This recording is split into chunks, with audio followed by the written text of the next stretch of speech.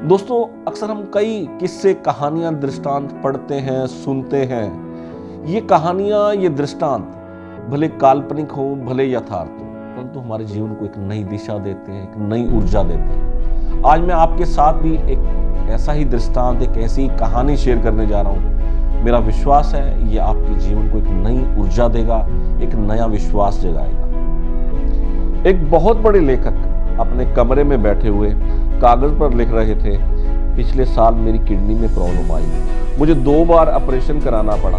इसी ऑपरेशन के कारण बहुत लंबे समय तक बिस्तर पर रहना पड़ा। इसी साल मेरी आयु भी 60 वर्ष की हो गई, जिससे मुझे नौकरी से भी रिटायर कर दिया गया। इसी वर्ष मेरे पिता की भी मृत्यु हो गई। इसी वर्ष मेरा बेटा कार एक्सीडेंट हो जाने के कारण मेडिकल की परीक्षा नहीं दे पाया, क्योंकि उसकी टांग में फ्रैक्चर हो गया था, क्योंकि उसे बहुत दिनों तक अस्पताल में रहना पड़ा। कार का भी काफी नुकसान हुआ। अंत में लेखक लिखता है, वह बहुत ही बुरा वर्ष रहा।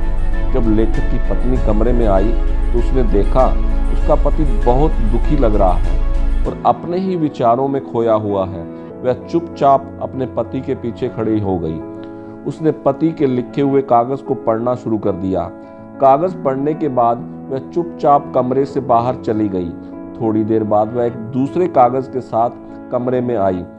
उसने वह कागज पति के लिखे हुए कागज के साथ रख दिया। लेखक की नजर उस कागज पर पड़ी। उसने वह कागज पढ़ना शुरू कर दिया। पिछले साल मेरी किडनी का ऑपरेशन हुआ। मैं इतने लंबे समय से पीड़ा को भोग रहा था, उससे मुझे हमेशा के लिए छुट्टी मिल गई। इसी वर्ष मैं 60 वर्ष का हो गया और सम्मान पूर्वक मुझे मेरी नौकरी से रिटायरमेंट मिल गई। अब मैं शांति पूर्वक ध्यान से अपने लेखन कार्य को ज्यादा समय दे सकता हूँ। इसी वर्ष मेरे 92वें वर्ष के पिता बिना किसी पर आश्रित हुए परलोक सिधार गए। इसी वर्ष ईश्वर ने कार एक्सीडेंट में मेरे बेटे की रक्षा की।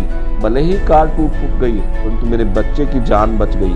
अंत में लेखक की पत्नी ने लिखा, इस वर्ष ईश्वर की हम पर अपार कृपा रही। वर्ष बहुत अच्छा बीता, वर्ष बहुत शानदार रहा। दोस्तों, हर व्यक्ति के जीवन में अनेकों परिस्थितियां आती हैं, अनेकों चुनौतियां आती हैं। हर व्यक्ति की चुनौतियां अलग हैं, परिस्थितियां अलग हैं। ये व्यक्ति विशेष पर निर्भर करता है कि वो उन चुनौतियों का, उन परिस्थितियों का किस तरह से सामना करता है, जीवन में किस तरह से आगे बढ़ता है। दोस्तों, अपना नजरिया बदलिए। नजरिया बदलने से पूरा नजारा ही बदल जाए।